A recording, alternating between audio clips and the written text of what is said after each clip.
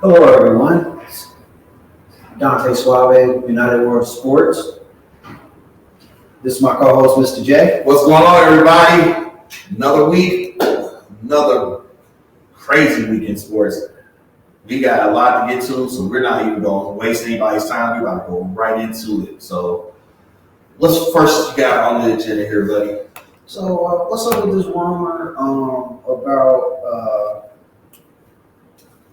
apparently the 49ers are trying to extend Purdy, but there might also be an angle where Purdy gets traded so that the 49ers can get Rodgers.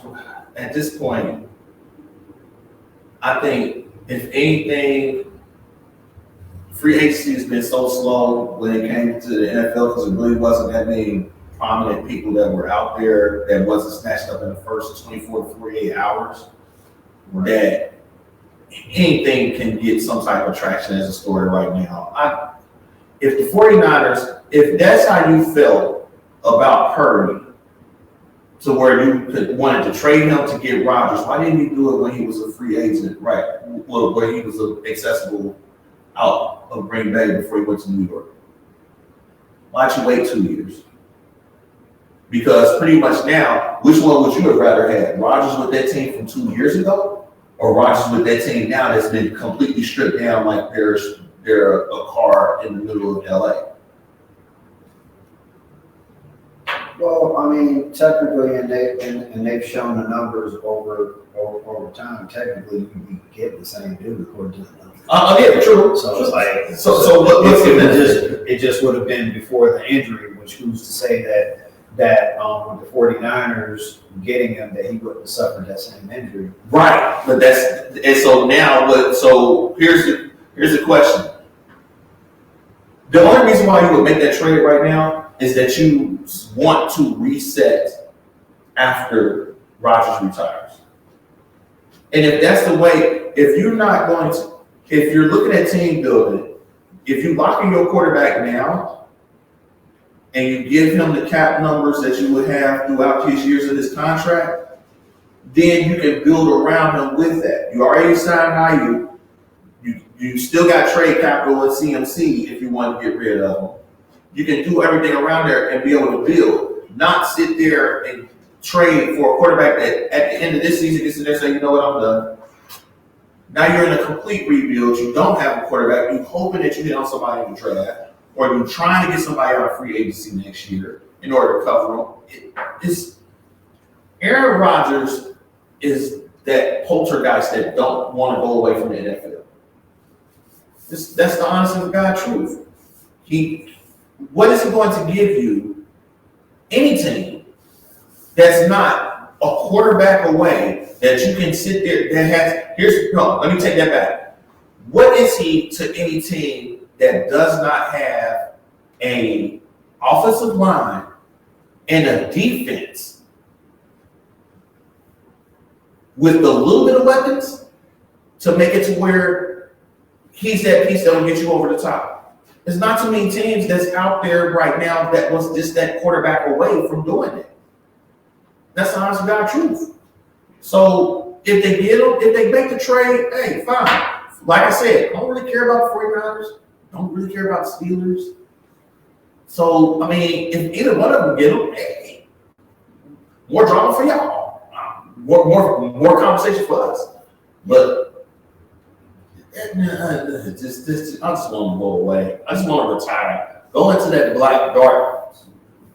dark retreat to where you think about yourself and get lost in the darkness. Yeah, after everything transpired with the Jets, I just kind of looked like who would give him an honest chance? That's the thing. Why? It just what does it gain your team? Who would to do it? We obviously throughout the years we've seen this happen with other players, so we know it's possible. But still, my question is always why? What are you benefiting other than putting butts in the seats? What are you? What could people say? Oh, I get to go see Aaron Rodgers every week. But this ain't the Aaron Rodgers that you were sitting up there saying that about. That's the problem. But the thing is once you get that big name, it's not. I don't think it matters to people from a business standpoint. They will figure out a way to make it look good and look whatever, and then you're gonna have those nostalgias. The people that are down with the nostalgia that just go, you know what? I just kind of like I was with Kiss. It's like I'm not gonna say I was a huge fan of Kiss, but when I found out they were coming to Sonic Temple, I'm like, oh yeah, I'm definitely going. I can at least say I saw them once. It's like, right, and that's the same thing like when we had the conversation about me going to see Kobe during his farewell tour when he was in Indianapolis. Yeah, it's Kobe. I want to see Kobe play in his game. Is it the same Kobe that I watched, that I grew up and loved? No, but I wanted to see, if that's my last chance to see him, that's my last chance to see him. Wu-Tang playing with them going on tour this year. I got tickets to go see them. I've never seen them together in concert. If they saying this is their last tour, I want to be in there. But in that aspect of it, if it was Aaron Rodgers in Green Bay, it will hold a different specter than Aaron Rodgers following the Brett Favre tour of quarterbacks that got derailed when Minnesota said that they ain't want.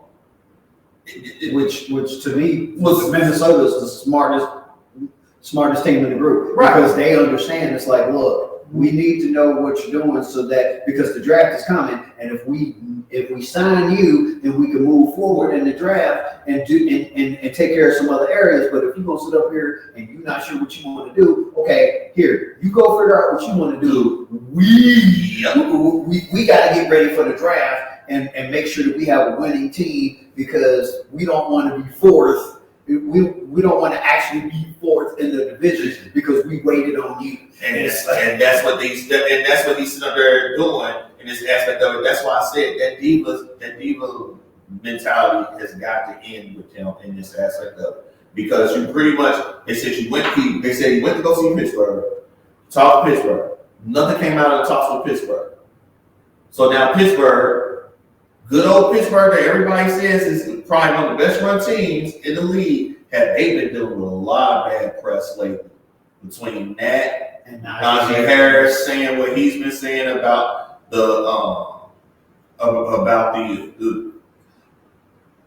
about the facilities, about how he had a lot to say very well about the team and how they were ran, but he was talking about the facilities, some of the decisions that was made, and truth be told, he only got signed a 1-year deal with San Diego. So it's not like he was touted in that aspect of it. He's got a prove me contract on his hands right now.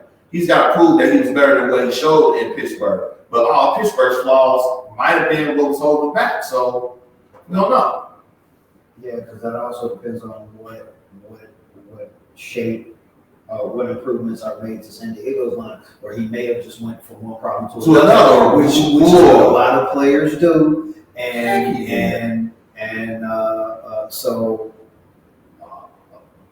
but we'll see. Now, let's move on to the NBA. Looks like we got as always, that faithful return.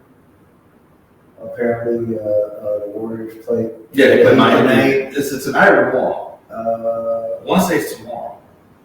Let's see. What I was just reading. It's tomorrow. Oh, okay. Well, apparently, they already started getting headline fodder from yeah. Yep. Gotta do it. When do we learn? It's sometimes, you know what's the thing? You know what the thing about Luka that I like in that aspect of when he played against Dallas? He didn't say anything. He just played.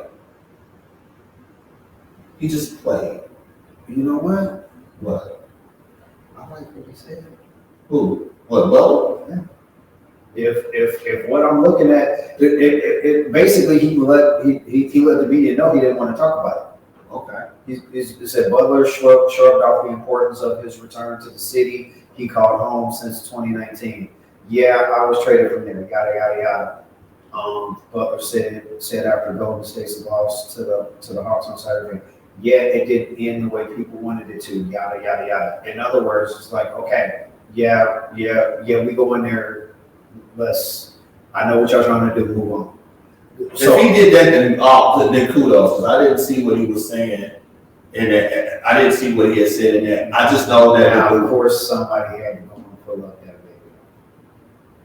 Oh, the one where he was when he said if he was playing Boston when they won it. I mean, who knows? Who knows? But at this point, that was last year. So if right now the Warriors have to be worried about the fact of you without Curry. So now you got pretty much Butler, Krasinski, who else? It wasn't. I haven't seen the Warriors game. Draymond's always hurt in some way, shape, or form. He plays like Draymond. Wiggins ain't there. Darn, I'm drawing a blank right now. That's how bad this is. I know Krasinski has been doing well. Why can I not think of that dude's name? And he just came off of the injured list. Give me one moment. So he also said that the past is behind him and all he is looking to do is represent the team. But the past is far from behind me now. I don't even think about it. I don't pay attention to nothing except the trajectory of the squad. So you know what? If that's the case, then kudos. Definitely kudos to him. Because I would have thought Jimmy Butler would have been scorched earth. Well, Kuminga, that's who I'm thinking about. Jonathan Kuminga. He just came off of the injury. I didn't want to say Wiggins, and I didn't mean to say Wiggins, and I didn't want to say anybody else in there because Buddy Hield, I don't know what he's been doing lately. I haven't even heard him getting mentioned ever since the 3-point contest won the All-Star game. But I mean, they have to maintain because right now they're fifth in the West. No, they're second in Pacific. Go NBA home. what is this thing that I found where it says Eastern in season, Western in season? It's got everybody broke up in groups. Is that from the NBA Cup? Or that might be the tiebreaker that they use to seed for the playoffs in that aspect. So yeah, they literally break. No, that's the cup. That's the NBA Cup. Oh. Because what that so is the Bucks. The Bucks were undefeated and they won a championship in there. That's why they got the 6-0 in that aspect of it. So, but I know that they use that as a tiebreaker for you playing against each other during the season for your seeding references in that. Yeah, the Warriors are sixth in the West, only a half a game ahead of Minnesota right now. So they need to really lock in. The West is pretty much OKC, and then everybody else from 2 through 8 is within 5.5 games of each other. And everybody's streaking. Which is exactly what me and you talked about, and the fact that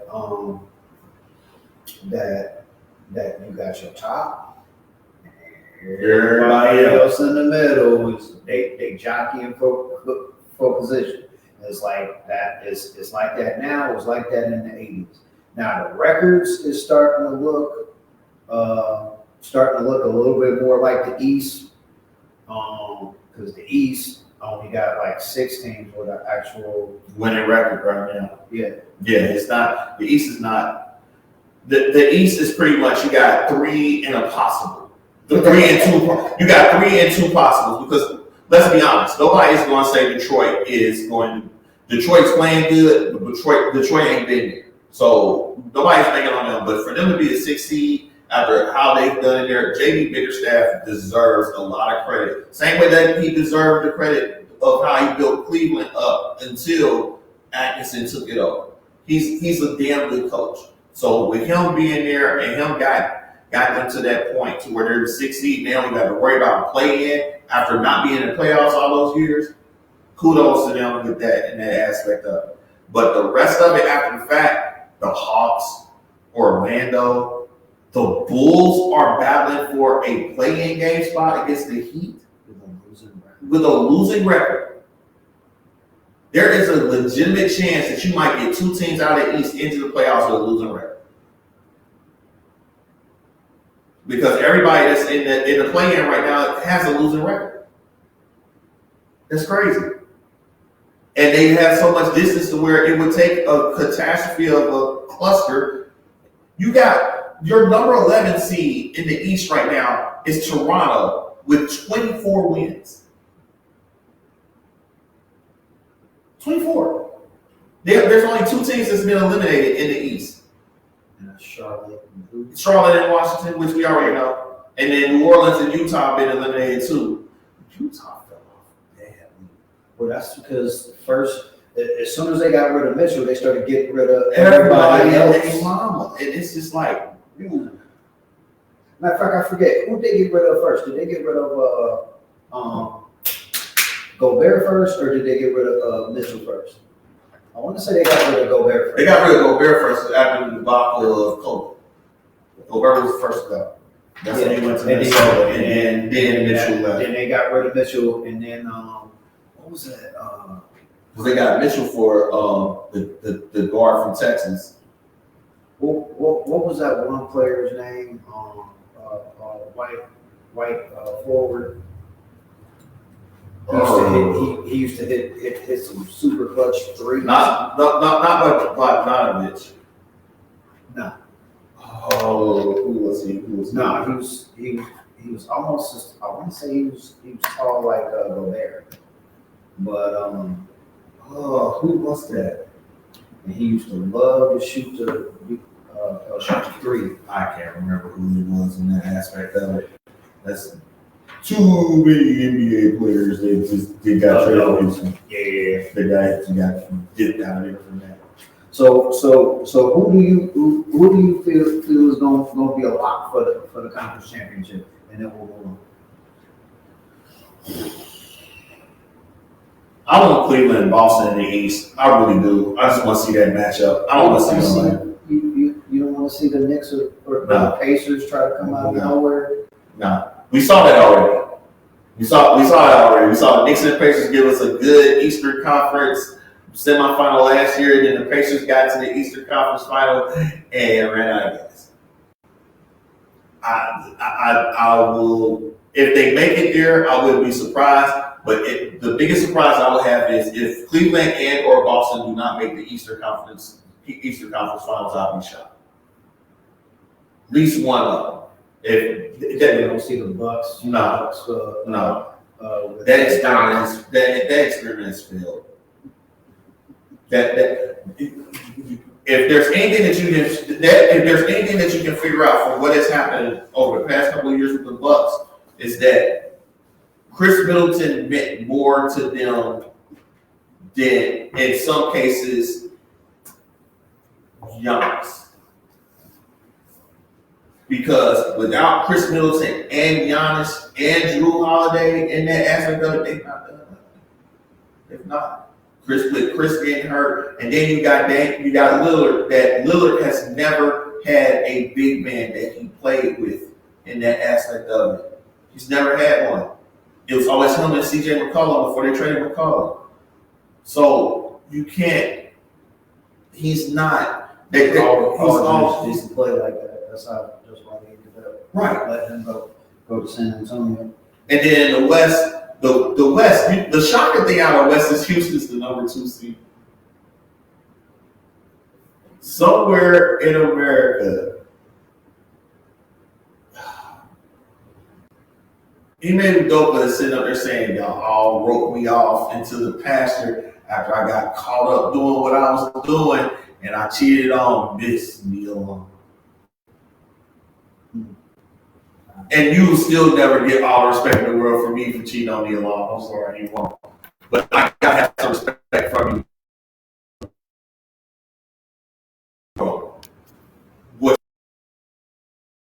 Never thought Houston would be a 2 seed right now. That's another head scratcher, kind of like Usher cheating on Naomi Campbell. Like, bro, you got to get Usher cheat on everybody. He cheated on Chili. He cheated on Naomi Campbell. He cheated. And he gave us a great ass album off of them cheating though. Confessions, boy. That's another debate in its own right. I know, right? Right. Well, what about in the West? Who do you want to see? OKC versus the World. I would love. Stephen A. said one last week that made my ears kind of perk up. But then I thought about it, I was like, nah, I wouldn't care. Because he had mentioned what will happen if he was talking about the finals if the Lakers made it to the finals and played against Cleveland. LeBron going back to Cleveland. Yeah, I did kind of. I threw that one at you too. I was like, if that happens, I'm gonna be in Cleveland at least one night. But then, hold on. This would make it really juicy. Lakers versus Cleveland, and Cleveland ends up winning.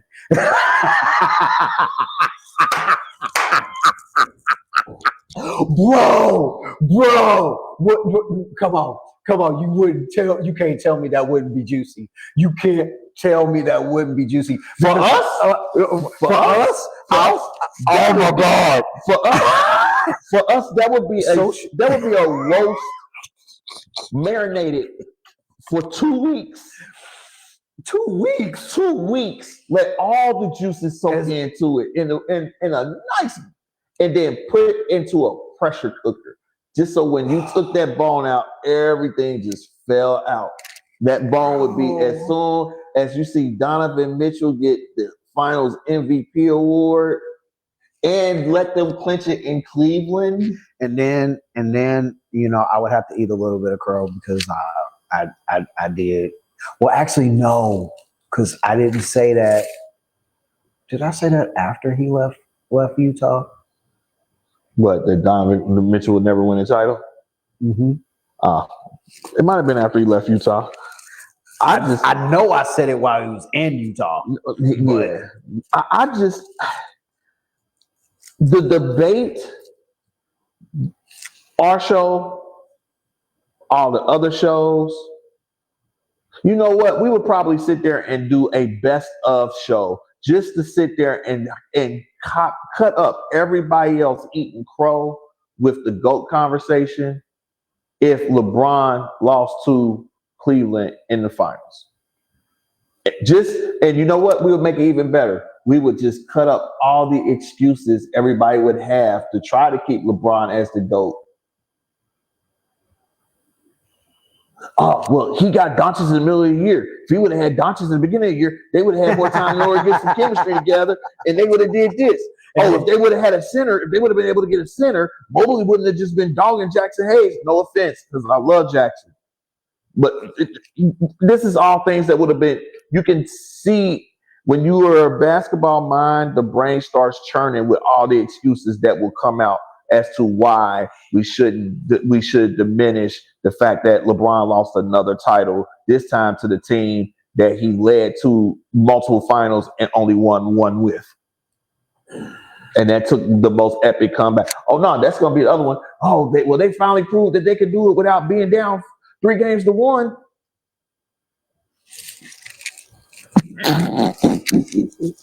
You know it's going to be a whole bunch of stuff that come out of that. And I'm... All right.